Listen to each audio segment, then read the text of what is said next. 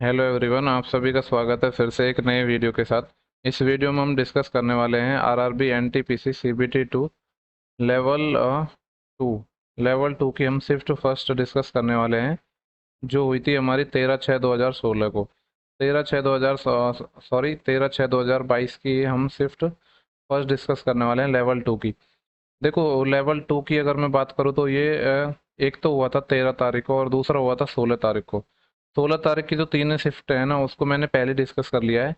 और लेवल 5 हो गया, उसको हमने जिसकी 5 शिफ्ट थी उसको डिस्कस कर लिया है। लेवल 3 की भी सारी कर ली। सिर्फ जो हमारी जो लेवल 2 है उसकी 16 तारीख की कर चुके हैं। और जो इसका 13 तारीख को एक शिफ्ट 1 थी, एक शिफ्ट 2, वो सिर्फ दो शिफ्ट रह गई हैं। बाकी सारी लेवल का मैथ सेक्शन मैंने कंप्लीट डिस्कस कर लिया। लेवल 6 और 4 का तो मैंने मैथ और रीजनिंग दोनों ही किया था। इसमें सिर्फ मैथ मैथ किया है। तो अब हम इस वीडियो में डिस्कस करने वाले हैं 13 तारीख की शिफ्ट फर्स्ट। इसके बाद जो नेक्स्ट वीडियो होगा वो 13 की शिफ्ट सेकंड का होगा। फिर हमारी सारी शिफ्ट हैं वो कंप्लीट हो जाएंगे। ठीक है। तो देखो, ये वीडियो इंपॉर्टेंट होगा जो लोग अभी एनटीपीसी का एग्जाम देने वाले हैं गुवाहाटी जोन के लिए, उनके लिए। और जो लोग एसएससी की प्रिपरेशन कर रहे हैं उनके लिए भी इम्पोर्टेंट होगा, क्योंकि ये जो एग्ज़ाम है वो टीसीएस ने कंडक्ट करवाया है। ग्रुप डी के जो लोग हैं जो आने वाले टाइम में एग्ज़ाम देने वाले हैं, जहाँ तक है ग्रुप डी का एग्ज़ाम जुलाई लास्ट में स्टार्ट होगा और सितंबर तक चलेगा, जितनी जानकारी है उसके अकॉर्डिंग। ठीक है। तो उन सभी जितने भी जो लोग हैं, चाहे तो एसएससी की प्रिपरेशन कर रहे हो, ग्रुप डी की कर रहे हो, फिर रेलवे की कोई और जो पोस्ट है उनके लिए कर रहे हो, या फिर कोई भी एग्जाम के लिए कर रहे हो जिनमें मैथ सेक्शन आता है, क्योंकि जो इसमें सारे जो सिलेबस है वो ऑलमोस्ट सारा एग्जाम का कवर किया हुआ है। तो ये जितने भी लोग देख रहे हैं उन सभी के लिए इम्पोर्टेंट होगा मैथ सेक्शन, जिस भी वनडे एग्जाम में आता है। ठीक है। तो स्टार्ट करते हैं हम हमारा सेशन विदाउट वेस्टिंग टाइम। ठीक है, क्वेश्चन 1 को डिस्कस करते हैं। और देखो, इस शिफ्ट को मैं थोड़ा फास्ट कराऊंगा क्योंकि हमने इतनी सारी शिफ्ट डिस्कस कर ली है और सिमिलर टाइप के क्वेश्चंस मिल रहे हैं। तो हम थोड़ा जल्दी जल्दी बनाने की कोशिश करेंगे। ओके, देखो क्वेश्चन नंबर 1 से हम स्टार्ट करते हैं। हमारा क्वेश्चन पहला है, बोल रहा है कि 38% चीनी के 1 विलियन की 90 ml मात्रा में कितना पानी मिलाएं ताकि विलियन में प्राप्त जो चीनी की मात्रा है वो 17.1% हो जाए। देखो, ये क्वेश्चन हमने एनालिसिस में भी करवाया था, अगर आपको ध्यान हो तो। यहाँ पे देखो क्या हो रहा है, 90 ml का हमारा मिश्रण है जिसमें चीनी की मात्रा है 38%। अब बोल रहा है कि इसमें कितना पानी मिला है, यानी पानी मिला रहे, चीनी तो अभी भी सेम रहेगी। तो मान लो कि एक्स लीटर का टोटल मिक्सचर बन जाएगा, XML का, जिसमें जो चीनी की मात्रा है वो तो अभी भी सेम ही रहनी चाहिए, यानी क्योंकि चीनी तो हमने पहले भी उतनी थी अभी भी उतनी थी। तो टोटल एक्स बनेगा उसका कितना है, 17.1% होगा चीनी। अब ये दोनों हो गए बराबर। तो यहाँ से देखो हम थोड़ा सॉल्व कर लेंगे इसको, परसेंटेज से तो परसेंटेज चले जाएगा, और 9 से 10 टाइम चले जाएगा। और 9 से जब इसको काटूंगा तो मैं कितना जाएगा, ये चल जाएगा 1.9 टाइम, क्योंकि 9 एकम 9 बचे 8, 9 9 81। और 1.9 से देखो इसको काटूंगा तो 19 दूनी 38, और 1.9 से काटा है ना, 20 टाइम चले जाएगा। तो एक्स कितना आ गया, एक्स आ गया हमारा 200 ml। तो 200 ml हमारा अब मिक्सचर आ गया। पहले था 90 ml, तो मिलाया कितना है हमने, जो नया मिलाया है वो वाटर मिलाया है, वो कितना मिलाया है, 110 ml। तो यही पूछा था कि जो विलियन में चीनी की मात्रा 17.1% हो जाए तो कितना पानी मिला है। क्योंकि देखो यहाँ पे हमने किया क्या है, सिर्फ जो चीनी का जो परसेंटेज है उसको इक्वल किया है, क्योंकि चीनी के साथ तो हमने कोई छेड़खानी नहीं की है ना। वाटर मिलाया तो वाटर में ही चेंज होगा, चीनी तो इक्वल होगी। यानी पहले जब हमारी 38% थी तो ओवरऑल इसका इतना परसेंट है, दोनों को हमने इक्वल कर दिया। तो नेक्स्ट क्वेश्चन की बात करते हैं हम। देखो, नेक्स्ट क्वेश्चन है, ये वाला क्वेश्चन भी हमने एनालिसिस में करवाया था। यहाँ पे गिवन है एक्स की पावर 4 माइनस 6x² माइनस 1 बराबर 0। एक्स की पावर 2 को भाग दे देता हूँ मैं पूरी इक्वेशन में, तो यहाँ से क्या बनेगा, x² माइनस 1/x²। ये -6 आएगा, दूसरी साइड ले जाता हूँ +6। अब हमें देखो निकालना क्या है, हमें चाहिए एक तो एक्स की पावर 6 माइनस 1/x की पावर 6। दूसरा क्या चाहिए, -3 एक्स की पावर 4 प्लस 1/x की पावर 4। तो ये दोनों वैल्यू निकाल के हमें यहाँ पे सब्सटीट्यूट करनी है। देखो, अगर मैं करूँ इसका स्क्वायर, क्या कर रहा हूँ मैं इसका स्क्वायर, तो यहाँ से तो क्या निकल जाएगा, x² नहीं, स्क्वायर होगा तो पावर 4 हो जाएंगे ना, एक्स की पावर 4 प्लस 1/x की पावर 4। तो 6 का स्क्वायर 36, और ये माइनस है इधर तो इधर +2 आ जाएगा, 36 + 2 38, तो ये आ गया हमारा। और अगर मैं इसका क्यूब कर दूं, क्योंकि ये क्या होता है, x माइनस 1/x बराबर जब ये होता है तो x² प्लस 1/x² k² +2 होता है ना। और क्यूब करूंगा तो क्या आएगा, एक्स की पावर 6 माइनस 1/x की पावर 6 बराबर k³ + 3k, यानी 6 का क्यूब +3k, और k की वैल्यू है 6। यानी 216 तो ये आएगा, और 3 6 के 18 ही आएगा। तो 216 और 18 कितना हो जाएगा, 234। सारी वैल्यू मिल गई है, यहाँ पे सब्स्टिट्यूट करनी है। तो एक्स की पावर 6 माइनस 1/x की पावर 6, ये तो हमारा 234 हो गया, -3 इंटू एक्स की पावर 4 प्लस 1/x की पावर 4, इसकी वैल्यू 38 है। इसको सिंप्लीफाई करना है तो ये तो 234 हो जाएगा माइनस, और देखो 3 8 24 और यूनिट डिजिट 0 आएगा, एक ही ऑप्शन में है। वैसे सॉल्व भी कर लो चाहो तो। 3 8 24 अस्सी लाई 2 3 3 9 और 2 11, 4 में से 4 गया 0, 3 में से गया 2 और 2 में से गया 1, तो 120 आ जाएगा, जो कि ऑप्शन नंबर हमारा 4 है, जिसको अपने यूनिट डिजिट से पहले ही निकाल लिया था। इसके बाद देखते हैं कि नेक्स्ट क्वेश्चन क्या है। देखो ये वाला क्वेश्चन भी जहां तक मुझे याद आ रहा है एनालिसिस में करवाया था, क्या बोल रहा है कि एक्स वस्तु का विक्रय मूल्य 32 वस्तुओं के क्रय मूल्य के बराबर है। एक्स वस्तुओं का विक्रय मूल्य यानी एसपी इक्वल है किसके, 32 वस्तुओं के क्रय मूल्य के बराबर, सीपी के बराबर। ठीक है, तो यहाँ से एक तो क्या आ गया, जो एसपी बटे सीपी हमारा रेशियो है वो कितना आ जाएगा, 32/x। ठीक है, अब दूसरा हमें बोल रहा है कि जो प्रतिशत लाभ है वो 28% है, तो यहाँ से सीपी बटे, यहाँ से भी सीपी बटे एसपी निकल जाएगा हमारा। ये कितना आ जाएगा, देखो 28% का लाभ 4% होता है हमारा, 1/25, तो 28% यानी 7 से गुणा, 7/25, 25 पे 7 का लाभ, यानी 25 हमारा सीपी था, 7 का लाभ हो गया 32। तो दोनों रेशियो को इक्वल कर देते हैं। तो यहाँ से जो एस पी बटे सी पी 32/x आ रहा था, एस पी हम नीचे वाला है, एस पी तो हमारा 32 ही है और सी पी है 25, तो 32 से 32 कट जाएगा, एक्स 25 आ जाएगा। यही पूछा था कि एक्स की वैल्यू क्या होगी, तो 25 हो जाएगी। ठीक है, आसान क्वेश्चन था, इसमें ज़्यादा कुछ था ही नहीं, इतना दिमाग लगाने वाले, बस दोनों रेशियो को इक्वल किया है हमने और सिंपली हमारा आंसर निकल के आ गया। इसके बाद नेक्स्ट क्वेश्चन को देखते हैं। देखो नेक्स्ट क्वेश्चन है, क्वेश्चन नंबर 8 है हमारा। ये बोल रहा है कि यदि x+1 रेशियो x+1 और ये जो साइन है ना, ये प्रोपोर्शन का है, समानुपात बोलते हैं प्रोपोर्शन को हम, ये बराबर दिया हुआ है x+17 से x+53, तो पूछा है कि इनके बीच का मध्यानुपाती मेन प्रोपोर्शनल क्या होगा। देखो आपको पता ही है इसका मतलब क्या होता है। इसको एक तो हम ऐसे लिख सकते हैं कि जो आप इनका मल्टीप्लिकेशन होता है ना पास वालों का, और बराबर होता है इनका मल्टीप्लिकेशन, या फिर इसी चीज को हम ऐसे भी कह सकते हैं कि x+1 बटे, यहाँ पे क्या है x+5, ये बराबर होगा x+17 बटे x+53। ठीक है, तो यहाँ से बेसिकली जो हमारा टास्क है वो है x हमें निकालना है। तो x निकाल लेंगे सिंपली, देखो क्रॉस मल्टीप्लाई कर देते हैं, ज़्यादा दिमाग लगाते ही नहीं हम। एक्स स्क्वायर और ये हो जाएगा 53x प्लस का x और प्लस का 53 बराबर, इधर मल्टीप्लाई करना है तो एक्स स्क्वायर और एक तो आ जाएगा 17x और एक आ जाएगा 5x और 17×5 = 85। अब इसको थोड़ा सॉल्व कर लेते हैं, तो यहाँ से देखो एक्स स्क्वायर से तो एक्स स्क्वायर चले गया, 53x और x कितना हो जाएगा 54x, और ये तो 53 है इक्वल टू, यहाँ पे 17x ये है और 5x ये है, 22x हो जाएगा प्लस का 85। तो यहाँ से क्या करते हैं, हम x को एक साइड ले आएंगे, तो 54x माइनस के 22x बराबर कितना हो जाएगा, ये 85 है और इधर दूसरे साइड 53 आ जाएगा। 5 - 3 2 और 8 - 5 3 32, और ये कितना आएगा 54 - 32, 4 में से 2 गया तो 2 और 5 में से 2 गया 3, 32x बराबर 32 आ गया।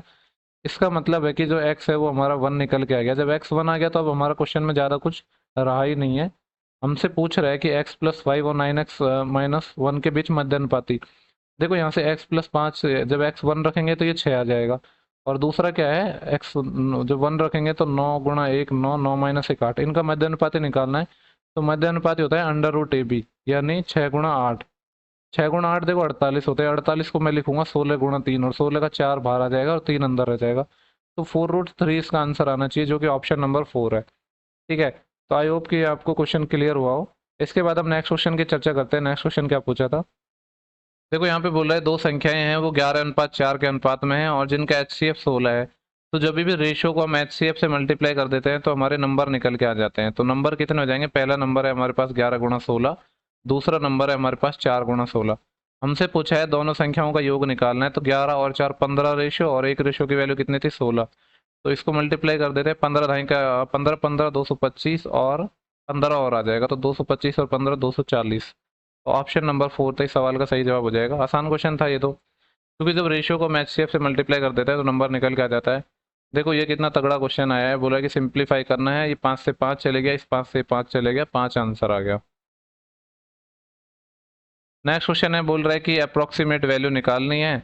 तो 17.821 है, इसको मैं लिखूंगा 18, 178.21 है, इसको 178 लिखूंगा, माइनस क्वेश्चन मार्क्स की जगह x लिख दिया, 169.93, इसको 170 लिखूंगा। यहाँ से x निकालना है तो क्या होगा, ये तो 18 + 178 था, इधर 170 और माइनस हो जाएगा, तो देखो यहाँ से 8 आ जाएगा और 18 यहाँ से, तो 26 आ जाएगा। 26 बराबर एक्स, एक्स ही हमने क्वेश्चन मार्क मारा था, तो 26 इसकी वैल्यू आ जाएगी। इसमें कोई तकलीफ होनी नहीं चाहिए, सिर्फ आसान सा क्वेश्चन था, हमें इसको सॉल्व करना था।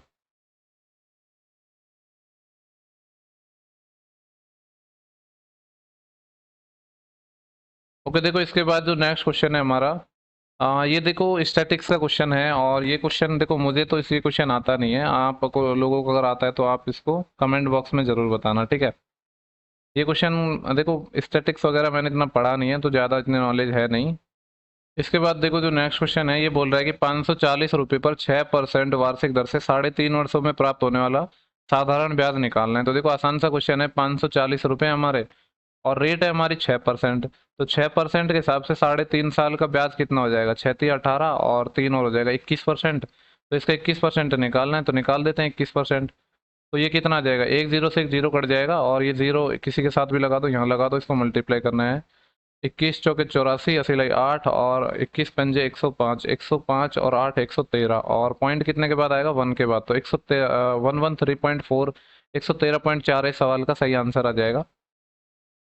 इसके बाद नेक्स्ट क्वेश्चन है, बोल रहा है कि निम्न व्यंजक है, इसको हमें सॉल्व करना है, ठीक है। और देखो ये अप्रोक्सीमेशन का क्वेश्चन नहीं है, वरना लिखा होता, तो इसको हमें एग्जैक्ट वैल्यू लेके ही सॉल्व करना होगा।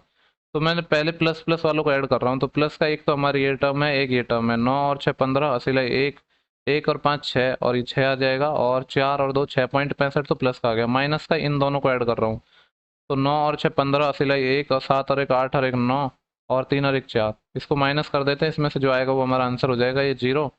16 में से 9 जाएगा तो 7, एक सिर बढ़ जाएगी, और 6 में से 5 गया तो एक, तो 1.70 आ गया, जो कि ऑप्शन नंबर है हमारा थर्ड, ठीक है। तो अप्रोक्सीमेशन का अगर क्वेश्चन होगा ना, तो वहाँ पे लिखा होगा कि अप्रोक्स में वैल्यू बतानी है। अगर ऐसा नहीं लिखा है तो फिर आपको उसको एग्जैक्ट सॉल्व करना है, ठीक है। तो जल्दी जल्दी में ये गलती मत कर देना, इस चीज़ का जरूर ध्यान रखना। इसके बाद जो हमारा नेक्स्ट क्वेश्चन है, वो बोल रहा है कि उस समकोण त्रिभुज का क्षेत्रफल कितना होगा जिसकी जो भुजाएं हैं वो 10 24 और 26 सेंटीमीटर है। तो देखो सिंपल सा है कि समकोण त्रिभुज का तो आपको पता ही है, सबसे बड़ी भुजा 26 हो जाएगी, किसी को भी 10 मान लो, किसी को भी 24 मान लो। तो आपको पता है एरिया क्या होता है समकोण त्रिभुज का, 1/2 आधार गुणा ऊंचाई, आधार 24 है, ऊंचाई 10 है, ये 90 होगा। 2 से 12 टाइम कट जाएगा और 12 ढाई का 120, तो 120 इस सवाल का सही जवाब हो जाएगा, जो कि ऑप्शन 4 है। आसान क्वेश्चन है ये। इसके बाद जो नेक्स्ट क्वेश्चन है, बोल रहा है कि वह छोटी से छोटी पूर्ण वर्ग संख्या यानी परफेक्ट स्क्वायर निकालना है जो कि 27 54 और 72 प्रत्येक से विभाज्य हो। देखो तो सबसे पहले हम इसके फैक्टर करेंगे, फिर जिसकी कमी होगी ना परफेक्ट स्क्वायर बनाने के लिए, वो हम इसमें मल्टीप्लाई कर देंगे, ठीक है। तो पहले देख लेते हैं कि इसका एलसीएम कितना आएगा। तो इसका एलसीएम निकालते हैं, तो सबसे पहले 3 से भाग जाएगा 9 टाइम, 3 से जाएगा 18 टाइम, और 3 से जाएगा 24 टाइम। 2 से भी पहले चल जाता, पर किसी से भी पहले दे दो, फर्क नहीं पड़ेगा। 3 6 18 और 3 8 24। 3 से दिया वापस, 3 एकम 3, 3 दूनी 6, और 8 में नहीं जाएगा। अब जब मैं 2 से भाग दूंगा तो यहाँ तो चले जाएगा, यहाँ 4 और बच जाएगा, फिर 2 बार 2 और 2, 2 से दूंगा मतलब 4 से ही दूंगा। तो देखो यहाँ पे इसको बनाना था परफेक्ट स्क्वायर, तो यहाँ पे 2 2 के पेयर बनाने थे, तो इसका तो पेयर बन गया। और यहाँ पे देखो ये 4 है, इसको मैं ऐसे लिख दूँ 2 × 2, तो इसका अपने आप में एक पेयर बन गया। इस 3 के साथ एक और 3 चाहिए पेयर बनाने के लिए, इस 2 के साथ भी एक और 2 चाहिए पेयर बनाने के लिए। तो अब जो हमारा नंबर है वो हम आसानी से निकाल लेंगे। नंबर हमारा क्या आ जाएगा, इस 3 का एक पेयर बन जाएगा, तो 3 × 3 9, तो ये हो गया। और यहाँ पे इस 3 के साथ एक पेयर और बनेगा, 9 ये हो जाएगा, और 2 × 2 4 ये हो जाएगा, और 2 × 2 4 ये हो जाएगा। इसको सॉल्व कर लेते हैं। 9 9 81 और 4 चौको 16, तो 16 एकम 16, असीला एक, 16 × 128 और एक 129, तो 1296 वो नंबर होगा, जो कि इन सब में से डिविजिबल होगा और परफेक्ट स्क्वायर होगा, ठीक है। सिंपली देखो, हमें जब स्क्वायर बनाना है तो उसके साथ स्क्वायर वाला पेयर मल्टीप्लाई कर दो, और अगर क्यूब बनाना होता तो 3 3 के पेयर बना लेते हम। ये तो सिंपल सा है, बचपन से पढ़ते आ रहे हैं ये सब चीज़। तो इसके बाद नेक्स्ट क्वेश्चन की बात करते हैं। नेक्स्ट क्वेश्चन है क्वेश्चन नंबर 25। बोल रहा है कि एक रेलगाड़ी है, 265 मीटर लंबी है और जिसकी स्पीड है 61 किलोमीटर पर आवर। यह सम्मुख दिशा में 47 किलोमीटर की चाल से आ रही है। 245 मीटर लंबी एक अन्य रेलगाड़ी को कितने सेकंड में पार करेगी। देखो एक ट्रेन है, मान लो कि यहाँ पे ये एक ट्रेन है जो हमारी इधर जा रही है, इसकी स्पीड है 61 किलोमीटर पर आवर। इसके सामने से एक दूसरी ट्रेन आ रही है, ठीक है, जो इधर आ रही है 47 किलोमीटर पर आवर की स्पीड से। और यहाँ पे क्या गिवन है, जो पहले वाले ट्रेन है इसकी लंबाई 265 मीटर है। देखो यहाँ पे मीटर में डेटा है, किलोमीटर पर आवर में, तो इसको बाद में हम मीटर पर सेकंड में बदल लेंगे। और जो दूसरी ट्रेन है उसकी लंबाई 245 मीटर है, तो यहाँ पे पूछ रहा है कि एक दूसरे को कब कितने टाइम में क्रॉस करेंगे, तो वही हमारा रिलेटिव स्पीड का कॉन्सेप्ट लगेगा इसमें। ठीक है, और आपको पता है कि जब अपोजिट डायरेक्शन में हमारी जब ट्रेनें आती हैं तो स्पीड क्या हो जाती है, ऐड हो जाती है। तो रिलेटिव स्पीड क्या हो जाएगी हमारी, 61 प्लस 47। तो ये कितना हो जाएगा, 7 और 1 8 और 6 और 4 10, 108 किलोमीटर पर आवर है। इसको मीटर पर सेकंड में बदलूंगा क्योंकि आंसर है सारा मीटर और सेकंड के टर्म में। तो 18 पंजे 90, 18 6 की 108, 6 पंजे 30, तो 30 मीटर पर सेकंड स्पीड आ गई। तो यहाँ से निकल जाएगा 30, तो हमारी स्पीड आ गई। डिस्टेंस कितना होगा, जो हमारी जो लेंथ है वो तो हमेशा जुड़ती है, चाहे तो सेम डायरेक्शन में हो चाहे अपोजिट डायरेक्शन में हो, उससे फर्क नहीं पड़ता है। तो टोटल डिस्टेंस हो जाएगी कितनी, 5 और 5 10, अस्सी लाई 1, 4 और 6 10, 10 और 1 11, अस्सी लाई 1, 2 और 2 4 1 5, 510। और टाइम टाइम मान लो टी लग रहा है, तो इसको ही तो हमें सॉल्व करना है। 0 से 0 और 3 से 17 टाइम, और टी इधर हो जाएगा, यानी टी आ गया 17 सेकंड। यही पूछा था कि जो टाइम कितना लगेगा, दैट वाज 17 सेकंड, तो 17 सेकंड टाइम लगेगा। ठीक है, तो ऑप्शन 4 इस सवाल का सही जवाब हो जाएगा। इसके बाद हम नेक्स्ट क्वेश्चन की बात करते हैं। हमारा नेक्स्ट क्वेश्चन देखो सिंप्लीफिकेशन का क्वेश्चन है। ये क्या है, 5.2 का स्क्वायर है और यहाँ पे 2.7 का स्क्वायर है। नीचे क्या लिखा है, 7.9 इंटू 2.5। तो आपको पता है कि इसमें हम कैसे सॉल्व करेंगे, ए स्क्वायर माइनस बी स्क्वायर का फॉर्मूला लगाएंगे। एक बार तो दोनों को जोड़ेंगे, जोड़ेंगे तो 7 और 2 9, और 5 और 2 7, 7.9 आ जाएगा। और दोनों को घटाएंगे, घटाएंगे तो कितना आ गया, 2.7 ही आ जाएगा। एक सेकेंड, 52 में से 27 घटाना है ना, तो 25 आएगा, 2.5 आएगा। और ये हो गया 7.9 इंटू 2.5। तो देखो ऊपर नीचे सब कुछ कट पिट गया, एक आंसर आ जाएगा जो कि ऑप्शन नंबर हमारा 2 है। इसके बाद नेक्स्ट क्वेश्चन को देखते हैं कि नेक्स्ट क्वेश्चन क्या बोल रहा है। देखो यहाँ पे क्वेश्चन नंबर 35 है, अच्छा क्वेश्चन है। ये बोल रहा है कि n मान है x1 से लेकर xn तक, प्रत्येक में से जब 12 घटाया जाता है तो प्राप्त परिणामी संख्याओं का जो योगफल है वो 92 प्राप्त होता है। देखो x1 से लेकर हमारे xn तक है, तो मैं इनका सबका सम कर रहा हूँ, x1 x2 x3, और ऐसे कहाँ तक चलेंगे, xn तक। इन सब के सम में से जो प्रत्येक में से 12 घटा रहे हैं, तो मैंने सबका जोड़ दिया। अब मैं इसमें से 12 घटा रहा हूँ, और 12 कितने टाइम घटेगा, संख्या n है तो n टाइम घटेगा, और इनका सम दिया हुआ है 92। ये यहाँ से एक इक्वेशन बन गई। आगे बोल रहा है यदि उन n मानों में से प्रत्येक में से 8 घटाया जाता, यानी दूसरे केस में बोल रहा है x1 x2 x3। वैसे देखो ये क्वेश्चन हमने एनालिसिस में करवाया था, अगर आपको याद हो तो।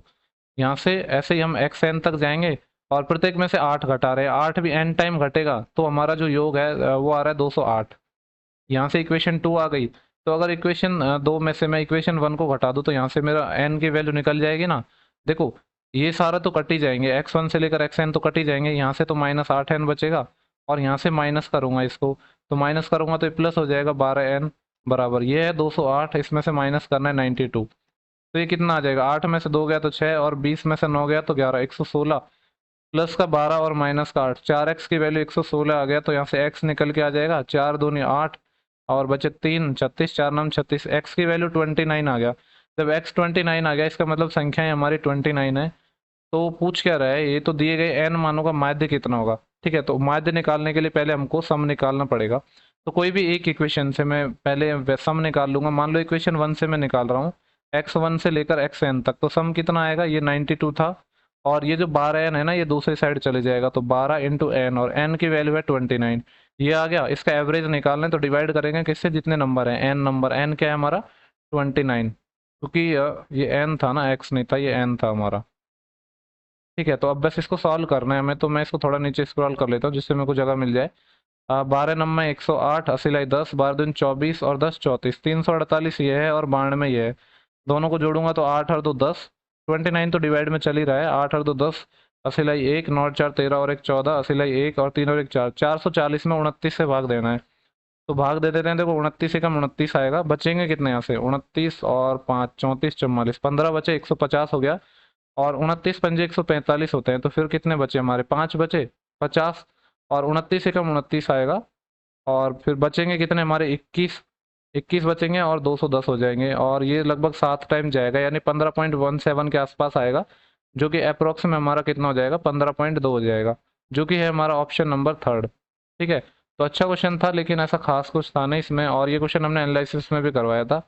ठीक है, तो इसके बाद नेक्स्ट क्वेश्चन की बात करते हैं हम। तो नेक्स्ट क्वेश्चन है हमारा, क्वेश्चन नंबर 44। बोल रहा है कि निम्न में से कौन सी संख्या है वो 12 से विभाज्य है। तो आपको पता है कि नंबर 12 से विभाज्य होगा तो 4 और 3 से विभाज्य होगा, और 4 का डिविजिबिलिटी का रूल आपको पता ही है कि लास्ट के 2 डिजिट 4 से डिविजिबल होने चाहिए। तो सारे ऑप्शन में हो रहे हैं, तो फिर अब हम 3 का यूज करेंगे। और 3 का आपको पता है कि सम ऑफ डिजिट अगर 3 से डिविजिबल होगा तो नंबर 3 से डिविजिबल होगा। तो एक तो तरीका ये है कि सबका सम कर लो, दूसरा तरीका ये है कि 3 के मल्टीपल को हटाते जाओ।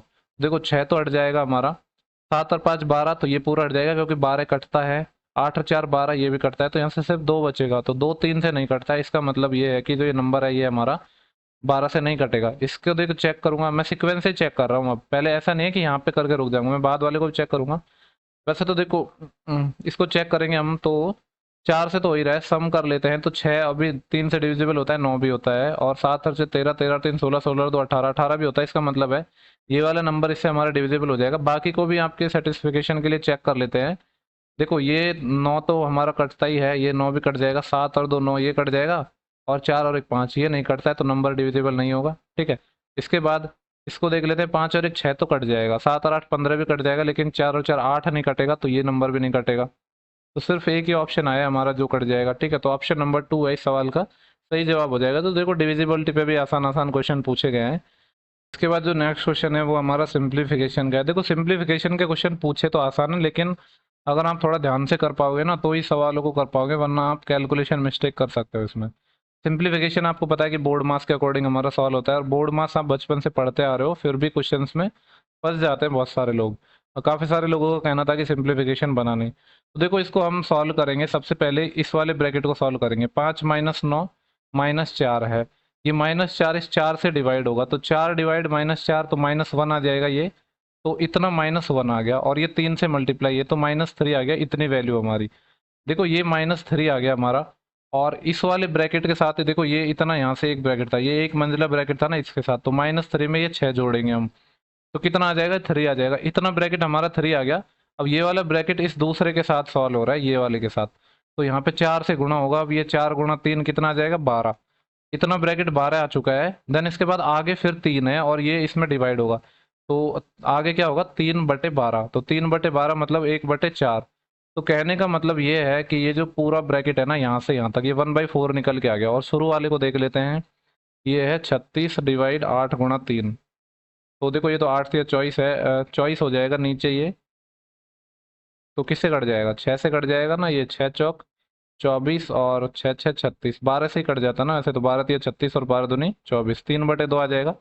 तो पहला है 3/2, इसमें से माइनस करना है 1/4, ये तो 4 हमने एलसीएम ले लिया, 4 में 2 को भाग देंगे 2 टाइम, 2 3 6 माइनस ये 1, 6 माइनस 1 5/4, 5/4 आपको पता है कितना होता है, 4 एकम 4 और 1/4 25, 1.25 आएगा। अब 1.25 किस रेंज में आएगा, क्या 1.25 यहाँ पाएगा, बिल्कुल नहीं आ पाएगा। क्या यहाँ पाएगा, बिल्कुल नहीं आएगा। क्या यहाँ पाएगा, नहीं बिल्कुल नहीं आएगा। क्या 1 से 1.3 के बीच में आएगा, बिल्कुल आएगा। तो ऑप्शन नंबर 4 है इस सवाल का हमारा सही जवाब हो जाएगा। ठीक है, क्वेश्चन आसान था, लेकिन आपको थोड़ा सावधानी से करने चाहिए जो सिंप्लीफिकेशन के क्वेश्चन है, क्योंकि आजकल ऐसे क्वेश्चन आ रहे हैं सिंप्लीफिकेशन के जिनमें लोग फंस जाते हैं। इसके बाद जो नेक्स्ट क्वेश्चन है वो हमारा ट्रिग्नोमेट्री से है, और इस सवाल को हमने एनालिसिस में भी करवाया था। बोल रहा है कि sine theta plus 1/4 cosec theta, इसकी वैल्यू निकालनी है, और थीटा की वैल्यू 0 से 90 के बीच में है। ठीक है, तो देखो या तो इसको आप साइन में बदल लो, या एक तरीका है कि वैल्यू पुट कर लो। वैल्यू ही पुट कर लो, ज़्यादा बढ़िया है। अब वैल्यू भी ऐसी पुट करेंगे कि जिससे रूट में ना आए, क्योंकि देखो यहाँ पे कुछ स्क्वायर तो हो नहीं रहा है हमारा। ठीक है, अब देखो ये मत बोलना आप मैंने डायरेक्ट 30 क्यों पुट किया, क्योंकि देखो ऐसी वैल्यू पुट करनी है, क्योंकि आंसर हमारा पूर्णांक निकल के आ रहा है। पूर्णांक निकल के आ रहा है, इसका मतलब है कि ऐसी वैल्यू रखनी है जो रूट ना दे। तो या तो हमारी 30 हो सकती है, 45 नहीं होगा क्योंकि 45 रूट देता है, 45 नहीं हो पाएगा, 60 नहीं देगा क्योंकि साइन पे 60 पे रूट देता है, और 90 हम रखेंगे नहीं क्योंकि 90 से बात बन नहीं रही है। तो 30 आएगा, इसका आंसर सॉल्व करने की जरूरत नहीं है। बाकी मैं आपको बता देता हूँ, साइन 30 1/2 होगा, प्लस 1/4, और कोसेक 30 क्या होगा, इसका उल्टा हो जाएगा 2, तो ये 1/2, आधा और आधा मिल के 1 बना देते हैं, तो ऑप्शन 1 बराबर 1 हो गया। इसका मतलब है 30 हमारा सेटिस्फाई कर जाएगा। देखो यहाँ पे बोल रहा, ये जो क्वेश्चन है ना इंपॉर्टेंट है, इसको थोड़ा ध्यान से समझना। यहाँ पे बोल रहा है कि 2 मीटर त्रिज्या वाला क्या है, एक कुआं है। 2 मीटर त्रिज्या का एक कुआं है, और जिसकी जो गहराई है ना वो 16.8 मीटर है। ये इसकी गहराई 16.8 मीटर है, मीटर में है ये सारी यूनिट। इसमें से निकाली गई मिट्टी को कुएं के चारों ओर एक समान रूप से फैलाकर 48 सेंटीमीटर ऊंचा तटबंध बनाया जाता है। जो इससे मिट्टी निकलेगी ना उससे हम 48 सेंटीमीटर ऊंचा तटबंध बना रहे हैं।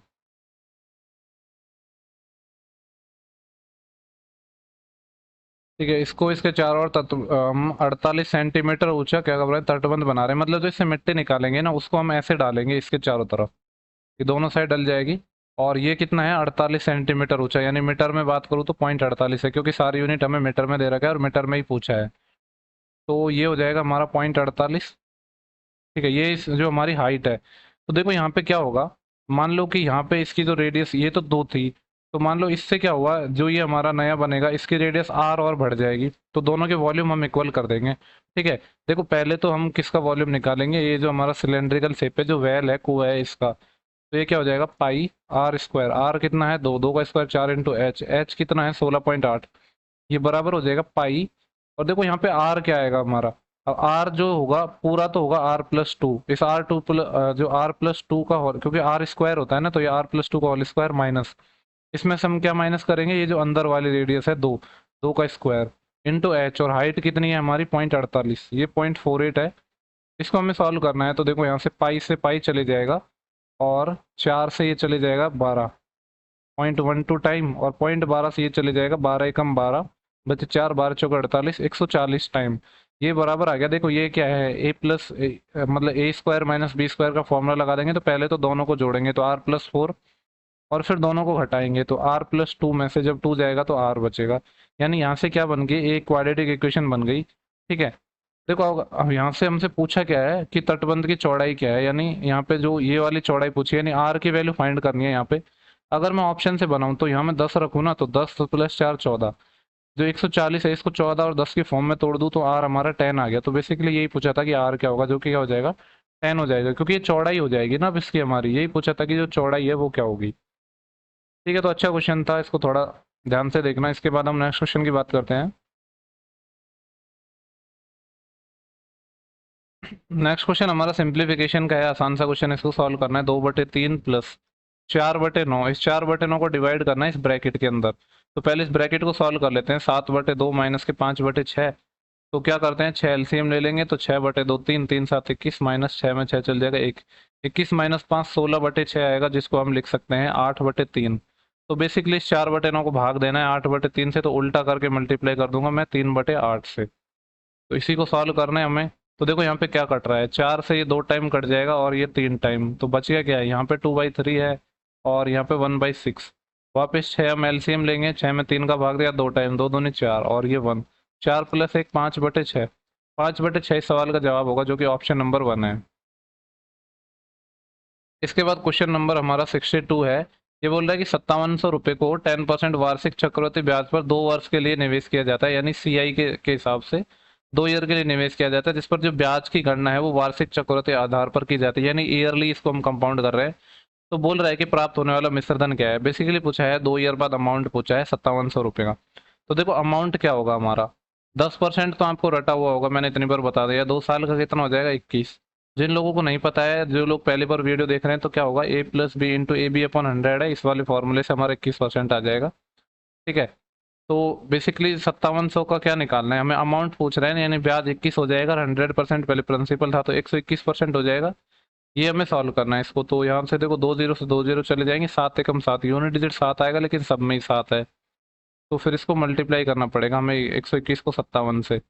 7 एकम 7, 7 दूनी 14, 80 1, 7 एकम 7 और एक 8, 5 से मल्टीप्लाई करेंगे, 5 एकम 5, 5 दूनी 10, 80 1, 5 एकम 5 और एक 6, 7 9 8 6, 6897 आएगा, जो कि ऑप्शन नंबर हमारा सेकंड है। ठीक है, ये तो आसान क्वेश्चन था, क्योंकि 10% रेट आ जाए ना, तो सीआई में इससे बढ़िया कुछ हो ही नहीं सकता। 10% तो हमें सब रटा हुआ है, 3 साल का, 2 साल का, 4 साल का, सब आपको याद होना चाहिए, हर किसी को याद होता है 10% का। इसके बाद बोल रहे हैं किसी आयताकार भूखंड की लंबाई उसकी चौड़ाई की 3 गुनी है। मान लो कोई एक आयताकार शेप है, जिसकी जो लंबाई है उसकी चौड़ाई की 3 गुनी है। मान लो अगर चौड़ाई x है, तो इसकी लंबाई है वो 3x है। बोल रहा है कि जो इसका विकर्ण है वो 18√10 सेंटीमीटर है, और ये डिटो क्वेश्चन हमने एनालिसिस में करवाया था। ठीक है, देखो क्वेश्चन कुछ लोग बोल रहे थे कि एनालिसिस में फेक क्वेश्चन है, तो अब जब आंसर किया गई है ना, आप इन क्वेश्चंस को मैच करना, और मैंने जितने क्वेश्चन कराए उनको मैच करना। ऑलमोस्ट क्वेश्चन जो मैंने कहा है कि ये क्वेश्चन सेम है, वो सेम डेटा के साथ मिलेंगे आपको, और ये क्वेश्चन सेम डेटा के साथ है, चाहे तो आप जाके चेक कर लेना। ठीक है, क्योंकि ऐसे नहीं है कि कहीं से भी हमने क्वेश्चन उठा के डाले थे, जो हमें ऑथेंटिक क्वेश्चन मिले वही हमने करवाए। देखो ये हमारा 18√10 दिया है, और आपको पता ही है कि ये हम इसमें जब पाइथागोरस लगाएंगे तो ये 9x² और x², 10x² और उसका अंडर रूट, यानी अंडर रूट 10x आएगा ये। इसकी वैल्यू हमें दी है 18 अंडर रूट 10। 10 से हमारा रूट 10 चले गया तो x 18 आ गया, यानी x की वैल्यू 18 आ गई। पूछा गया है आयत का परिमाप। देखो परिमाप क्या होता है, twice of l plus b होता है कि नहीं। तो l हमारा 3x है और b हमारा कितना है, x है। तो 3 और x 4x, 4 दूनी 8x आ गया। तो 8 और x की वैल्यू अब रखेंगे यहाँ। पहले मैंने इसलिए वैल्यू नहीं रखी क्योंकि कैलकुलेशन थोड़ी ज़्यादा टफ पड़ती है, यहाँ से ज़्यादा आसान है। आपको पता है 18 इंटू 144 होते हैं। 144 इस सवाल का जवाब हो जाएगा, जो कि ऑप्शन नंबर है पहला। इसके बाद देखते हैं नेक्स्ट क्वेश्चन क्या पूछा गया है। तो जो नेक्स्ट क्वेश्चन है हमारा वो है, बोल रहा है कि एक समबाहुभुज, ये वाला क्वेश्चन भी हमने एनालिसिस में करवाया, चाहे तो आप उठा के देख लेना एनालिसिस। बोल रहा है कि एक समबाहुभुज है कि प्रत्येक आंतरिक कोण का माप 168 है। देखो आपको पता है कि कोई भी पॉलीगन है, जो बहुभुज है मतलब पॉलीगन है, कोई भी पॉलीगन हो, कैसा भी पॉलीगन हो, कितने भी साइड का हो, उसके इंटरनल और एक्सटर्नल, आंतरिक और बाह्य कोण का जो सम होता है वो 180 डिग्री होता है। और बोल रहा है कि जो एक आंतरिक कोण का माप 168 डिग्री है, इसका मतलब ये हो गया तो इंटरनल कितना होगा, 168 और 2 170, 12 डिग्री होगा। और आपको ये भी पता होना चाहिए किसी भी पॉलीगन के लिए, ठीक है, फॉर एनी पॉलीगन जो एक्सटर्नल एंगल हैं, सारे के सारे external angle, all external angle, जो सारे के सारे बाह्य कोण है हमारे, उनका जो सम होता है वो 360 होता है, चाहे फिर वो कितने भी साइड्स का हो। तो यहाँ पे बेसिकली 12 डिग्री की वैल्यू हमें 360 दिए। ठीक है, पूछा क्या है कि इस बहुभुज के भुजाओं की संख्या क्या हो जाएगी, तो एक की वैल्यू निकालनी है, 12 या 36, 30 हो जाएगा हमारा। ठीक है, क्योंकि देखो नंबर ऑफ साइड कैसे निकलेंगे, हमारी 360 टोटल हमारी सम है, और एक एक्सटर्नल एंगल है उसकी वैल्यू 12 है, तो साइड से यहाँ से 30 ही तो निकल जाएंगी, तो वही निकाला था मैंने यहाँ पे। ठीक है, तो 30 साइड हो जाएंगे उस पॉलीगन की। इसके बाद नेक्स्ट क्वेश्चन है हमारा, बोल रहे एक शंक्वाकार मकबरे के आधार का क्षेत्रफल 616 है। शंक्वाकार मकबरे का, देखो ये वाला क्वेश्चन भी हमने एनालिसिस में करवाया था। अब मैंने जब ये क्वेश्चन करवाए थे तो मेरे को थोड़ी डेटा याद आ रहा है, बाकी एक दो का मैंने चेक भी किया था, क्योंकि मैंने देखा था कि कितने क्वेश्चन हमें ऑथेंटिक मिले कि नहीं मिले। बोल रहा है एक शंक्वाकार मकबरे का जो आधार का क्षेत्रफल 616 है। ठीक है, देखो आपको पता ही है कि जो शंक्वाकार, जैसे मैं यहाँ पे आपको बना के दिखाऊं, तो शंक्वाकार हमारा मकबरा है कुछ इस तरह का होगा। आधार क्या होता है इसका, सर्कल होता है। तो सर्कल का एरिया हमारा दिया है 616। सर्कल मतलब पाई आर स्क्वायर, पाई की वैल्यू 22/7 और आर स्क्वायर ये गिवन है हमें 616। तो इसको मैं 11 से काट लूँ, 11 दूनी 22 और 11 पंजे 55, 11 छः के 66 और 2 से भी कट जाएगा ये 28 टाइम। तो आर स्क्वायर कितना आ गया, देखो 28 है, 28 को लिखूंगा मैं 7 × 4 और इस 7 को ऐसे ही रहने दूंगा, क्योंकि हमें मेरे को स्क्वायर रूट निकालना है। तो 2 7 का 7 आ जाएगा और 4 का 2, तो 7 दूनी 14। इसका मतलब है जो रेडियस है वो हमारी 14 निकल के आ गई, यानी इसकी जो रेडियस है आर वो 14 निकल के आ गई, 14 मीटर। आगे बोल रहा है इसके वक्र पृष्ठ क्षेत्रफल को 150 पर मीटर स्क्वायर की दर से प्लास्टर करने की लागत है वो क्या होगी। तो देखो इसका वक्र पृष्ठ क्षेत्रफल यानी CSA को जब हम क्या कर रहे हैं, प्लास्टर कर रहे हैं, तो आपको पता है कि जो कौन है, कौन का जो CSA होता है वो हमारा कितना होता है, पाई आर एल।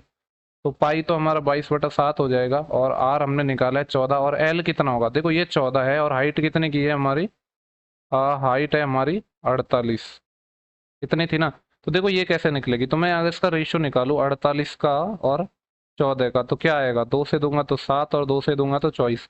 7 24 आ गया, और 7 24 आते ही मेरे दिमाग में आ गया कि 7 24 25 हमारा एक ट्रिपलेट होता है। लेकिन ओरिजिनल साइड तो 25 नहीं है ना, 2 से काट के मैंने बनाई है, तो ओरिजिनल साइड कितनी होगी, फिर इसका दुगना 50। ठीक है, ये ट्रिपलेट निकालने का तरीका होता है, आपने नहीं पढ़ा है तो मैंने लास्ट वीडियो में भी बताया था कि जो ट्रिपलेट का बेसिक है वो मैंने इस जो लास्ट वीडियो उसके भी मैंने जो आपको जो लास्ट में यहाँ पे जो आई बटन मिलेगा उसमें भी मिल जाएगा, और वीडियो एंड होगा तो यहाँ पे आपको एक बॉक्स टाइप में बन के आएगा, वहाँ पे भी आ जाएगा, वहाँ से आप देख सकते हो। तो ये हाइट हमारी 50 निकल गई, तो इसको 50 से मल्टीप्लाई कर देंगे, ये तो हमारा एरिया आ गया। और ये तो एरिया आ गया, और इसको जो प्लास्टर करने की लागत है वो 150 रुपये पर मीटर स्क्वायर है, तो 150 से मल्टीप्लाई इसको और करना होगा। अब इसको हम सॉल्व कर लेते हैं, 7 से ये 2 टाइम कट जाएगा, 22 दूनी 44, इसको मल्टीप्लाई करना है, 2 जीरो तो यहाँ पे आ जाएंगे, और 15 को 5 से मल्टीप्लाई करेंगे तो 75 से, तो 2 जीरो तो इसमें आ गई। और मेरे को इसको मल्टीप्लाई करना है, तो 44 को जब 5 से मल्टीप्लाई करूंगा तो कितना आएगा, 200 और 20, 220, 80 लाई 22। 44 को 7 से करूंगा तो कितना आएगा, देखो 40 × 7 होते हैं 280, और 4 7 28 और हो जाएगा 280 और 18 308। 308 में 22 जोड़ूंगा तो 330 आएगा। मैंने डायरेक्ट कर दिया 44 से मल्टीप्लाई। तो इतना आंसर आना चाहिए। 33 के बाद 4 टाइम 0, 33 के बाद 4 टाइम 0 है, ऑप्शन नंबर 2 हो जाएगा हमारा। ठीक है, देखो कैलकुलेशन वगैरह आपको जितने फास्ट कर पाओगे आप एग्जाम में उतना ही अपना टाइम सेव कर पाओगे। और कैलकुलेशन कोई भी शॉर्टकट वगैरह से नहीं आती है। आपको पता ही है कि मैं सारी कैलकुलेशन बेसिक से कर रहा हूँ, कि कोई भी शॉर्टकट नहीं लगा रहा हूँ। क्योंकि देखो कैलकुलेशन में ऐसा नहीं है कि आपके शॉर्टकट पे एग्जाम में क्वेश्चन आते हैं, क्योंकि जो कैलकुलेशन होती है कॉम्पिटेटिव एग्जाम में वो क्वेश्चंस के बीच में आती है, ना कि कैलकुलेशन पे क्वेश्चन आते हैं। तो जो ये आप शॉर्ट वीडियोस देखते रहते हो शॉर्टकट वगैरह, इन सब का कुछ मतलब नहीं है। छोटे छोटे जो कॉन्सेप्ट है यूनिट डिजिट वगैरह, इन सब से ही हमारे जो टाइम बचता है। ठीक है, ऐसा कुछ क्वेश्चन भी हमने करवाया था एनालिसिस में। बोल रहा है कि ए और बी ऐसी संख्याएं हैं, ए है वो बी से 40% बड़ा है। देखो ए और बी के बारे में कहा गया है 40% का मतलब होता है 2/5। 5 से 2 बड़ा 7, लेकिन बड़ा कौन है? ए है वो बी से बड़ा है या नहीं?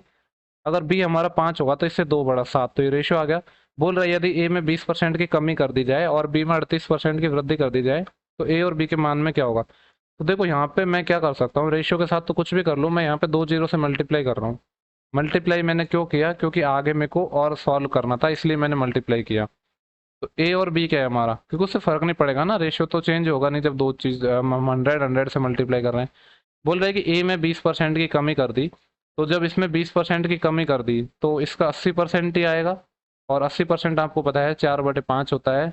तो 5 से करेंगे तो 140, 560 आ जाएगा ये। और बी में क्या हो रहा है? 38% की वृद्धि कर दी, तो इसका 38% बढ़ जाएगा। तो 500 का 38% कितना आएगा? ये हो जाएगा 5 8 40, असिलाई 4, 5 15 4 19, 190 और बढ़ जाएगा। 500 तो ये है, तो ये 690 हो जाएगा। पूछ रहा है तो ए और बी के कुल मान में कितने परसेंटेज की वृद्धि हुई? देखो ए और बी का पहले मान था 1200 इनिशियली में, और अब क्या हुआ? ये कितना हो गया? 500 और 600, 1100, 1190 और 60, 1250 हो गया। इनका रेशियो ले लेते हैं, फिर यहाँ से परसेंटेज निकाल लेंगे हम। 0 से 0, और 5 से ये 24 टाइम कट जाएगा, 5 से ये 25 टाइम कट जाएगा। 24 से 25 हो गया, कितना बढ़ा है? यहाँ पे निकाल रहा हूँ मैं, 1 बढ़ा है। किसके रेस्पेक्ट में? 24 के रेस्पेक्ट में। और 1/24 आपको पता होना चाहिए कि 4 1/6 हो जाए, क्योंकि इसको 100 से मल्टीप्लाई कर लो ना। 24 6 96 बचेगा 4/24, जो 1/6 हो जाएगा। तो 4 1/6% हो जाएगा, जो कि ऑप्शन नंबर है हमारा 4। और ये सेम क्वेश्चन अगर आपको एनालिसिस में नहीं मिले ना तो मुझे बता देना। ठीक है, शायद डेटा भी मेरे ख्याल से एग्जैक्ट ही है जहाँ तक मेरे को ध्यान है। बाकी डेटा थोड़ा बहुत इधर उधर हो सकता है, इस क्वेश्चन का मेरे को एग्जैक्ट ध्यान नहीं आ रहा। और बहुत सिमिलर क्वेश्चन करवाए थे हमने, ज़्यादातर क्वेश्चन तो हमारे एग्जैक्ट डेटा के साथ थे। इसके बाद बोल रहा है यहाँ पे कि एक लंबवृत्त बेलन के जो आधार की त्रिज्या और ऊंचाई का अनुपात देकर रखा है 3:2। देखो बेलन का क्या दिया हुआ है? आधार की त्रिज्या यानी रेडियस और हाइट h, इसका रेशियो गिवन है 3:2। बोल रहा है इसका आयतन 19,404 है। तो बेलन का वक्र पृष्ठ क्षेत्रफल कर्ड सरफेस एरिया निकालना है। तो आपको पता है बेलन का जो इसके साथ के मान लो, वैसे तो कुछ फर्क पड़ेगा नहीं। बेलन का आयतन आयतन होता है πr² h, और पाई की जगह मैं 22/7 अभी रख के चल रहा हूँ। आर स्क्वायर, आर कितना आ जाएगा? यहाँ से 3 का स्क्वायर 9 के स्क्वायर इंटू एच, एच कितना आ जाएगा? 2 के। ये बराबर है किसके? बराबर है 19,404 के। तो यहाँ से हमारा के निकल जाएगा, फिर हमारी हाइट और रेडियस भी निकल के आ जाएंगे। तो इसको हम सॉल्व कर रहे हैं। तो देखो यहाँ पे अगर मैं 22 से काटने की कोशिश करता हूँ, कट जाएगा। तो काटेंगे तो 22, देखो 22 अंठे होते हैं 176, बचेंगे कितने? 76, 86, 96, 18 बच गए 180। फिर 22 अंठे 176, 4 44, 22 दूनी 44, ये तो कट गया 882 टाइम। और अगर मैं 9 से काटूँ इसको तो 9 9 81, बचे कितने हमारे?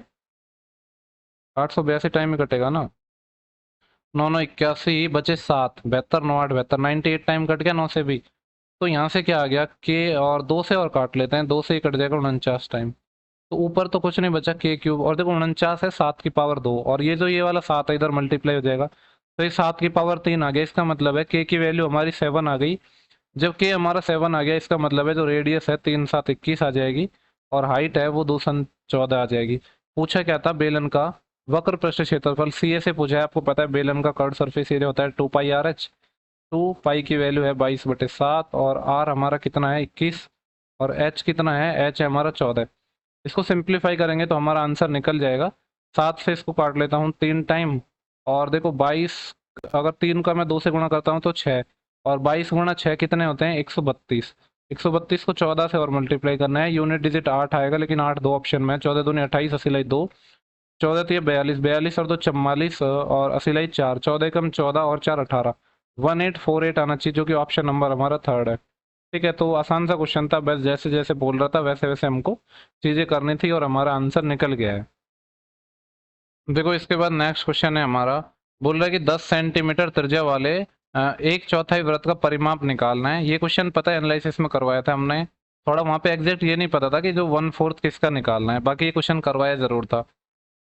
तो देखो यहाँ पे क्या है कि 10 सेंटीमीटर त्रिज्या वाले वृत्त वृत्त की जो रेडियस है वो है 10 सेंटीमीटर, तो उसका परिमाप निकालना है। तो देखो एक चौथाई सॉरी त्रिज्या वाले एक चौथाई वृत्त का परिमाप ज्ञात करना है। देखो पहले तो हम निकाल लेते हैं इसका पूरा सरकमफ्रेंस, तो वो होती है 2 पाई आर, तो पाई की वैल्यू होती है 22/7 और आर हमारा कितना है, आर है 10।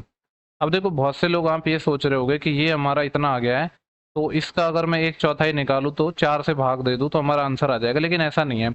यहाँ पे क्वेश्चन को ठीक से पढ़ो, यहाँ पे बोल रहा है कि 10 सेंटीमीटर त्रिज्या वाले एक चौथाई वृत्त का परिमाप निकालना है। इसका मतलब क्या है कि वृत्त है हमारा, उसका सिर्फ एक क्वार्टर है, फोर्थ पार्ट है, तो इसका परिमाप कितना होगा पता है आपको? देखो पूरा सर्कल तो हमारा ऐसा होता है ये वाला, लेकिन इसका जब 1/4 पार्ट है, यानी सिर्फ हमें किसका पेरीमीटर निकालना है, इसका निकालना है, तो ये कितना होगा?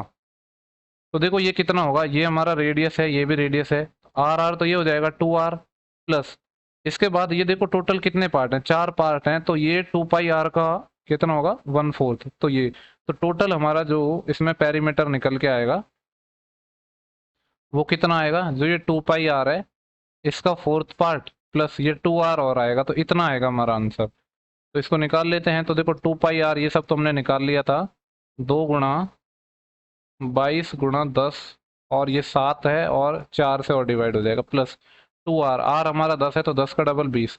इसको सॉल्व कर लेते हैं तो हमारा आंसर आ जाएगा। तो इसको मैंने 2 टाइम काट दिया और 2 से 11 टाइम, तो 11 धाई के 110/7 प्लस का 20 और, तो ये कितना आ पाएगा? देखो मैं इसमें भाग दे देता हूँ 7 का, तो 7 एकम 7 और बचे 4, तो कितने हो जाएंगे हमारे 40, 7 पंजे 35, बचे 5, 50, 7 7 49, 15.7 के आसपास आएगा।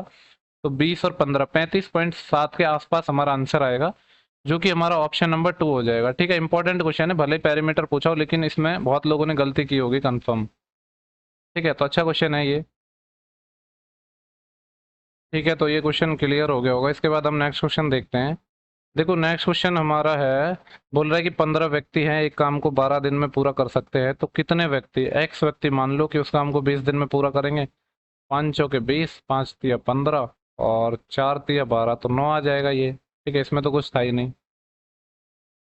देखो नेक्स्ट क्वेश्चन है, बोल रहा है कि एक मालगाड़ी 5 किलोमीटर और 5 किलोमीटर पर आवर और 10 किलोमीटर पर आवर की चाल से चल रहे समान दिशा में दो लड़कों को 21 और 24 सेकंड में पार करती है। ये जो स्पीड है ना 5 और 10, ये बॉयज की है। मान लो पहले बॉयज की है 5 किलोमीटर पर आवर और जो हमारा दूसरा बॉयज है उसकी है 10 किलोमीटर पर आवर। ठीक है, तो देखो मालगाड़ी है सेम डायरेक्शन में चल रही है। मान लो जो मालगाड़ी है हमारी, उसकी जो ट्रेन है, सॉरी मालगाड़ी है, उसकी जो स्पीड है उसको हम एक्स किलोमीटर पर आवर में मान लेते हैं, क्योंकि यहाँ पे सारा डेटा किलोमीटर पर आवर में है। हालांकि बाद में बदलना तो हम उसको मीटर पर सेकंड में ही होगा, क्योंकि यहाँ पे मीटर में है और टाइम भी सेकंड में और पूछा भी लेंथ मीटर में है। लेकिन इनकी स्पीड किलोमीटर पर आवर में दी थी, तो मैंने तीनों स्पीड है वो किलोमीटर पर आवर में मान ली। तो जब पहले लड़के को पार करेगी मालगाड़ी, तो खुद की डिस्टेंस चलेगी। मान लो ट्रेन की लंबाई है एल बराबर, जब सेम डायरेक्शन में जाएगा तो मान लेते हैं कि मालगाड़ी की स्पीड एक्स है, क्योंकि मालगाड़ी की स्पीड ज़्यादा होगी तभी तो पार कर पाएगी, तो x-5 ये स्पीड हो गया और टाइम लग रहा है 21 सेकेंड। ठीक है, देखो अभी ये हमारा किलोमीटर, मैं यहाँ पे लिख भी देता हूँ जिससे आप लोगों को कन्फ्यूजन ना हो, ये अभी तो हमारा क्या है किलोमीटर पर आवर में है इंटू 21 सेकेंड। ठीक है, दूसरे केस में क्या है, जो ट्रेन की लंबाई है वो तो सेम ही रहेगी, यहाँ पे हो जाएगा हमारा ये x-10, ये भी किलोमीटर पर आवर में है और दूसरे केस में टाइम लग रहा है 24 सेकेंड। मैंने अभी यूनिट को इसलिए नहीं बदला है क्योंकि जो दोनों बराबर है ना, तो वो कट जाएंगे एक दूसरे से, ये दोनों इक्वेशन बराबर हैं, तो यहाँ से क्या होगा, किलोमीटर पर आवर से किलोमीटर पर आवर कट जाएगा, सेकंड से सेकंड कट जाएगा। तो बेसिकली यहाँ पे क्या बचा है, x-5 × 21 बराबर है x-10 इंटू 24। ये है, तो अगर इसको थोड़ा हम सिंप्लीफाई करते हैं तो 3 से 8 टाइम और 3 से 7 टाइम, तो x-5 ठीक है, या फिर देखो डायरेक्ट मल्टीप्लाई कर लो, 7 से मल्टीप्लाई कर देता हूँ मैं इसको, तो ये हो जाएगा 7x माइनस का 35 बराबर ये हो जाएगा 8x माइनस का 80। तो अगर मैं 7x को इधर ले आऊँ तो यहाँ से x बचेगा, और 80 को उधर ले आऊँ तो 80 माइनस 35, 80 माइनस 35 कितना हो गया, 5 यहाँ से बचा और 40 से 45 हो गया। तो जो x है हमारा वो 45 निकल के आ गया। जब x 45 निकल के आ गया है तो ट्रेन की जो स्पीड है, मालगाड़ी की स्पीड है, सॉरी लेंथ है, वो हम निकाल लेंगे, किसी भी एक इक्वेशन से निकाल लेंगे। मान लो इसकी ये लेंथ निकाल रहे हैं पहली वाली से, तो यहाँ पे कहाँ निकालूं मैं, इधर निकाल देता हूँ नीचे, देखो यहाँ पे लंबाई निकालनी है, तो ये कितना हो जाएगा 45 माइनस 5, 40, और 1 किलोमीटर पर आवर है। अब बदल रहा हूँ मैं इसको मीटर पर सेकंड में, क्योंकि आंसर मेरे को निकालना है मीटर में। टाइम कितना लग रहा है, टाइम लग रहा था 21 सेकेंड, तो ये हो जाएगा 21।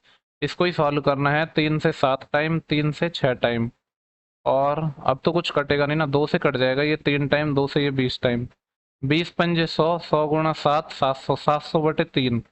तो ये क्या आ जाएगा, 233 सही 1/3। ठीक है, इतना आ जाएगा ये, क्योंकि ये 600 और 99 और 700/3, जो कि है ऑप्शन नंबर हमारा पहला। ठीक है, तो ये हमारा क्वेश्चन हो गया। इसके बाद जो नेक्स्ट क्वेश्चन है उसको हम डिस्कस कर लेते हैं। यहाँ पे बोल रहा है ए है कार्य का 66 2/3 पार्ट। आपको पता है कि 66 सही 2/3% फ्रैक्शन में 2/3 होता है, तो 2/3 पार्ट है, ए कर रहा है 8 दिन में। अगर मैं कहूँ कि ए को कंप्लीट कितने दिन में करेगा, तो यहाँ से कर ले, 2 से ये 4 टाइम कट जाएगा और ये 3 इधर गुणा हो जाएगा, तो ये 12 दिन में करेगा पूरा काम। और आगे बोल रहा है बी है वो इसे 40% कम कुशल है। देखो 40% होता है 2/5, कम है कौन है, बी कम है ए से, यानी ए अगर हमारा 5 होगा तो ये इससे 2 कम होगा, 3 होगा। तो देखो अब तो यहाँ से टोटल वर्क हमारा वैसे ही निकल जाएगा। ये टोटल काम को कितने में कर रहा है, यहाँ पे निकाला था ना अभी हमने 12 दिन, तो टोटल वर्क क्या हो जाएगा, ये 12 दिन में कर रहा है, और इसकी एफिशिएंसी 5 है, यानी टोटल जो काम है वो 60 काम हो गया। ठीक है, 60 काम टोटल हो गया। पूछा क्या है, हाँ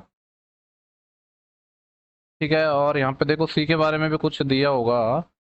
दोनों 5 दिन तक साथ मिलकर काम करते हैं। फिर देखो यहाँ पे अब बोल रहा है कि ए और बी है, दोनों मिलकर काम करते हैं, और कितने दिन तक करते हैं, 5 दिन तक काम। ए की एफिशिएंसी 5 है, बी की एफिशिएंसी 3 है, तो दोनों की 8 हो गई, 5 दिन तक काम किया तो 40 काम हो गया। इसके बाद आगे बोल रहा है फिर दोनों कार्य छोड़कर चले जाते हैं और शेष कार्य सी करता है, और वो 6 दिनों में करता है। तो शेष काम बचा है हमारा, शेष काम कितना रह गया, जो 60 टोटल था जिसमें से हमने 40 कर लिया, तो शेष काम 20 रह गया, जिसको सी कर रहा है और 6 दिन में कर रहा है। तो यहाँ से सी की एफिशिएंसी निकल के आ जाएगी, कितना आ जाएगा, 2 से कट जाएगा 10/3, ये सी की एफिशिएंसी आ गई। पूछा क्या है, बोल रहा है कि ए और सी मिलकर मूल कार्य को कितने दिन में पूरा कर सकते हैं। तो ए और सी के बारे में बोल रहा है कितने दिन में कर देंगे, टोटल काम 60 था, ए की एफिशिएंसी हमने इनिशियली निकाली थी 5 है, और सी की एफिशिएंसी कितनी है 10/3।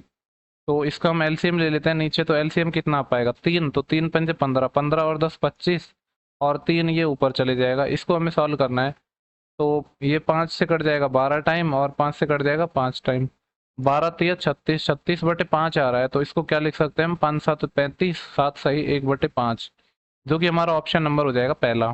ठीक है, देखो यहाँ पे बोल रहा है कि निम्नलिखित संख्याओं की माध्यिका निकालनी है। माध्यिका मतलब मीडियन ज्ञात करनी है, और आपको पता है कि मीडियन क्या होती है, जब डेटा को हम असेंडिंग ऑर्डर में जमाते हैं उसके बाद जो मिड टर्म होती है उसी को हम मीडियन कहते हैं।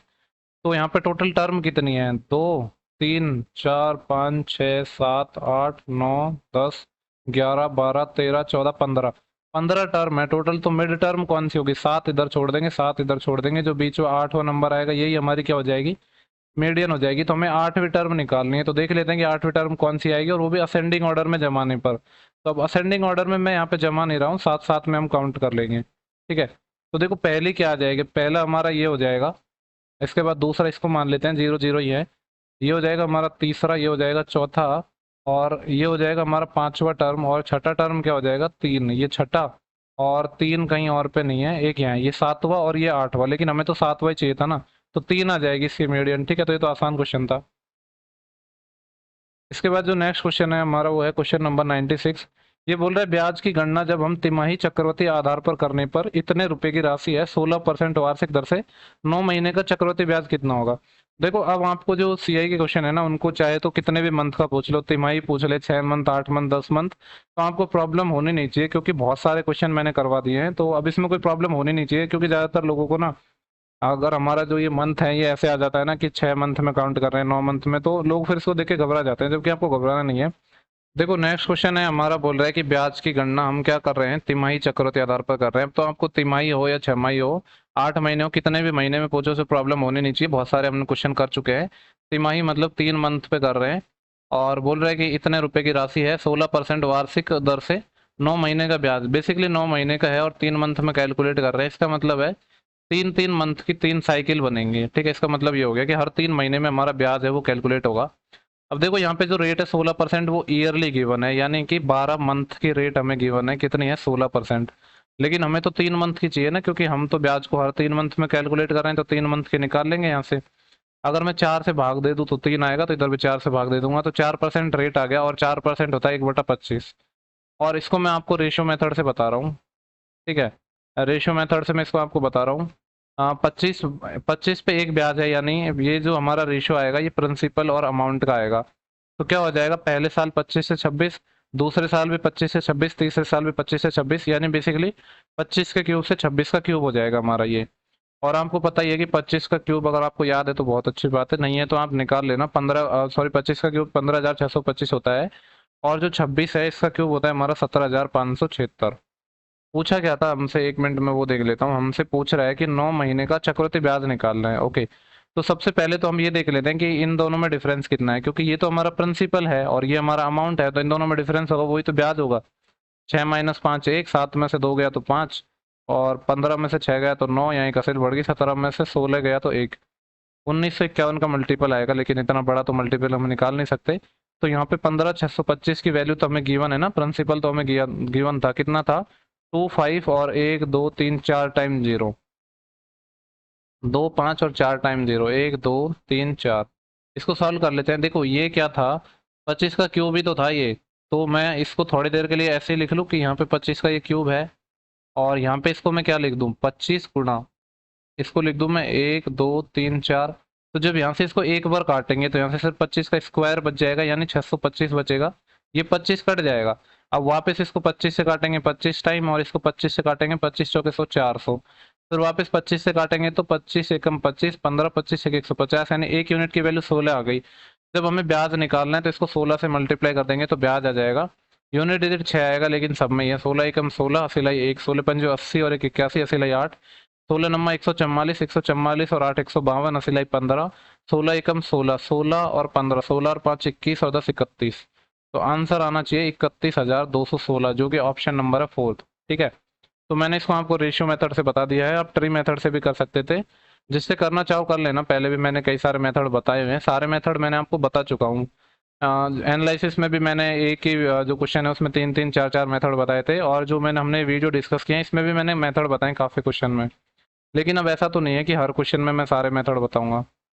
नेक्स्ट बोल रहा है कि किसी वस्तु को 211.20 रुपये में बेचने पर एक व्यापारी है, उसको 12% की हानि होती है। ऐसा कुछ क्वेश्चन डेटा का तो याद नहीं है, बट एनालिसिस में हमने किया जरूर था।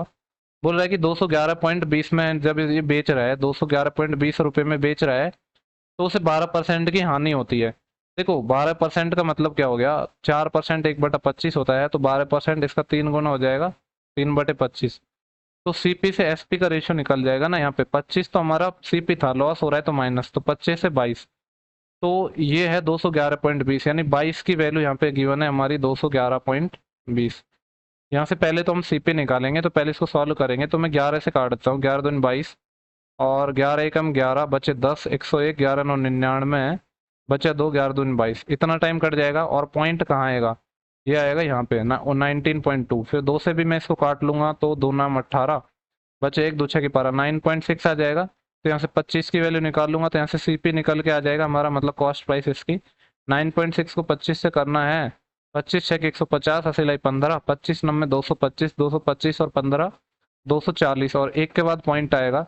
इसका मतलब है जो कॉस्ट प्राइस है वो 240 रुपये निकल गया। और ये बोल रहा है कि इसको 248.40 में जब बेच देता है तो लाभ या हानि कितना होगा। इसने बेच दिया 248.40 में, तो लाभ कितने का हो रहा है, यहाँ पे 8.40 रुपये का लाभ हो रहा है। कितने पे हो रहा है, सीपी पर, यानी 240। परसेंटेज निकालने के लिए 100 से मल्टीप्लाई कर देंगे, तो यहाँ से प्रॉफिट परसेंटेज हमारा निकल जाएगा। तो इसको हमें सॉल्व करना है। अब एक जीरो से एक जीरो चली गई, और जो ऊपर वाला एक जीरो है ना, इसका एक पॉइंट हटाने के काम आ जाएगी, तो यह आ जाएगा 84/24। तो देखो 12 से कट जाएगा, 12 से 84 और 12 दिन 24 और 7/2 होगा 3.5। तो 3.5% का इसको लाभ हो जाएगा। मैं चेक कर लेता हूँ, इधर दिख तो रहा है ना आपको? ठीक है, विजिबल है। तो 3.5% इसका लाभ हो जाएगा। ठीक है, अच्छा क्वेश्चन था, मतलब थोड़ा सा बस कैलकुलेशन थी, इतनी भी कैलकुलेशन नहीं, नॉर्मल क्वेश्चन है ये तो हमारा, इसमें कुछ ज़्यादा कॉन्सेप्ट तो है नहीं, सिंपल सा क्वेश्चन था। इसके बाद जो हमारा नेक्स्ट क्वेश्चन है उसको हम देखते हैं। क्वेश्चन नंबर है हमारा 101। बोल रहा है कि एक रेलगाड़ी है, 225 मीटर लंबे रेलगाड़ी है, 145 किलोमीटर पर आवर की चाल से चल रही है। जो ट्रेन है उसकी लंबाई 225 मीटर है और स्पीड गिवन है हमें 145 किलोमीटर पर आवर। ठीक है, इतनी जानकारी हमें गिवन है। आगे बोल रहे कोई व्यक्ति इंजन से शुरू करके 17 किलोमीटर पर आवर की चाल से रेलगाड़ी की अपोजिट डायरेक्शन में चलना शुरू करता है। ठीक है, तो रेलगाड़ी उस व्यक्ति को कितने सेकंड में पार कर लेगी? तो बेसिकली हमें निकालना है कि जब कोई ट्रेन है किसी पर्सन को पार करेगी, लेकिन जो व्यक्ति है वो कहाँ से चल रहा है? इंजन से शुरू कर रहा है। मतलब देखो ये थोड़ा सा कॉन्सेप्चुअल क्वेश्चन है, इसको ध्यान से समझना। ये मान लो एक ट्रेन है हमारी, ठीक है, ट्रेन जैसी लग तो रही है पर ट्रेन है हमारी। यहाँ पे एक पर्सन खड़ा है, ये इंजन से मतलब यहाँ पे सेम डिस्टेंस पे खड़े हैं, इनके बीच में कोई गैप नहीं है। यहाँ से ये इधर चलना शुरू करता है, यानी देखो ट्रेन तो हमारी इधर जा रही है, तो ये जा रही है 145 किलोमीटर पर आवर की स्पीड से, और पर्सन जा रहा है इधर 17 की स्पीड से। तो हम वही लगा देंगे रिलेटिव स्पीड का कॉन्सेप्ट। तो स्पीड क्या हो जाएगी हमारी? जुड़ जाएगी 145 + 17। तो ये कितना आ जाएगा? 7 और 5 12, असिलाई 1, 1 और 1 2, 2 और 4 6 और 162। और आंसर सेकंड में पूछा है तो इसको बाद में हमें कन्वर्ट भी करना पड़ेगा। तो स्पीड आ गई 162, इसको मैं मीटर पर सेकंड में बदलूंगा तो 5/18 से गुणा कर दूंगा। स्पीड बराबर डिस्टेंस। डिस्टेंस तो क्या है, देखो ट्रेन अपनी लंबाई चलेगी इसमें, तो ट्रेन कितनी लंबाई चलेगी? 225 मीटर। और टाइम मान लेते हैं कि टाइम ही तो पूछा है कि टाइम टी लगेगा, अब इसी को हमें सॉल्व करना है। देखो 18 नम्मा होते हैं 162 और 9 पंजे 45, ये 9 से काट लेते हैं। 9 दूनी 18, बचे 4, 9 पंजे 45 और 5 से 5 टाइम कट जाएंगे। तो टी बराबर 5 सेकंड आ गया हमारा। तो 5 सेकंड में उस पर्सन को पार कर लेगी जो इंजन से शुरू करके 17 किलोमीटर पर आवर की स्पीड से जाता है। ठीक है, तो 5 सेकंड हमारा इसका आंसर हो जाएगा। इसके बाद नेक्स्ट क्वेश्चन देखते हैं हम कि नेक्स्ट क्वेश्चन हमारा क्या है। क्वेश्चन नंबर 102 है हमारा, बोल रहा है कि एक सर्कस शो थे जो अलग अलग समय पर शुरू हो रहे थे। ऐसा क्वेश्चन हमने एनालिसिस में ऐसा ये वाला क्वेश्चन भी किया है। ठीक है, देखो वो क्या बोल रहा है कि एक सर्कस, दो अलग अलग शो थे उनके। एक शेर वाला सर्कस था और दूसरा था हमारा हाथी वाला सर्कस। ठीक है, लॉयन और एलिफेंट का हमारा सर्कस था। बोल रहा है कि हाथी वाला शो है वो 80 मिनट तक चलता है, ये 80 मिनट तक चलता है। और जो शेर वाला शो है वो 120 मिनट तक चलता है। ठीक है, बोल रहा है कि जो शो है वो शाम को 6 PM पर हमारा स्टार्ट हुआ है। तो दोनों शो पुनः एक साथ कब शुरू होंगे? तो इनका बेसिकली एलसीएम ले लेंगे, उसी पर ही शुरू हो जाएंगे। तो हमें एलसीएम लेना है 80 एंड 120 का। तो कितना हो जाएगा? 12 और इसका एलसीएम 12 दूनी 24, 240 हो जाएगा। तो 240 मिनट बाद, और 240 मिनट में होते हैं 4 6 के 24, 4 घंटे। यानी 6 घंटे में जब मैं 4 घंटे और जोड़ूंगा तो 10 बज जाएंगे रात के। तो 10 PM इसका हमारा सही जवाब हो जाएगा, जो कि ऑप्शन नंबर पहला है। ठीक है, तो ये तो आसान क्वेश्चन था। ऐसे क्वेश्चन काफ़ी आए हैं हमारे, मतलब इस टाइप पे नहीं आए हैं लेकिन आए हैं। देखो ये वाला क्वेश्चन भी हमने एनालिसिस में करवाया था, और उस टाइम ये था कि ये जो क्वेश्चन आया है नहीं आया है थोड़ा डाउट में था, बट ये क्वेश्चन आया है। ठीक है, अगर आपने एनालिसिस देखा होगा तो आपको पता होगा ये क्वेश्चन हमने करवाया था। और यहाँ पे देखो क्या है हमारा, ये अंडर रूट के अंदर चीजें चल रही हैं। यहाँ पे है हमारा 1875 और यहाँ पे क्या है हमारा 3888। देखो अंडर रूट के अंदर भी अंडर रूट है, मतलब ये पूरा एक और अंडर रूट ऐसे लगा दो। यहाँ पे ये दो अंडर रूट है हमारे इन टू। यहाँ पे क्या है 768 है, 768। और डिवाइड में कितना है हमारा 1200। हम इसको पहले काटापेटी करेंगे फिर हम इसको सॉल्व करेंगे। तो देख लेते हैं यहाँ से कुछ तो कट पिटेगा ही। क्या कटेगा हमारा यहाँ से? तो देखो यहाँ से हमारा कट जाएगा। अब पहले मैं क्या कर रहा हूँ, 25 से काटता हूँ इसको। ठीक है, या फिर 15 से काट लो। 25 से काटेंगे तो 25 चौके, एक सेकंड, 25 चौके 100, 20 बचेंगे, 25 अंठे 200। इसको जब मैं 25 से काटूंगा तो कितना आएगा? 25 संते 175 और बचेंगे कितने? 12। 125, 25 पंजे 125, ये आ जाएगा 75/48। और ये वाला भी कटना चाहिए। और अगर मैं बात करूँ तो किससे कटेगा ये? 8 से 14, 14 और 7 21 हैं, और 8 से 24, 3 27। ठीक है, 3 से काट लेते हैं पहले तो हम इसको, या फिर 4 से भी काट सकते हैं इसको। देखो हम क्या करते हैं, इसको मैं 4 से काट रहा हूँ 12 टाइम।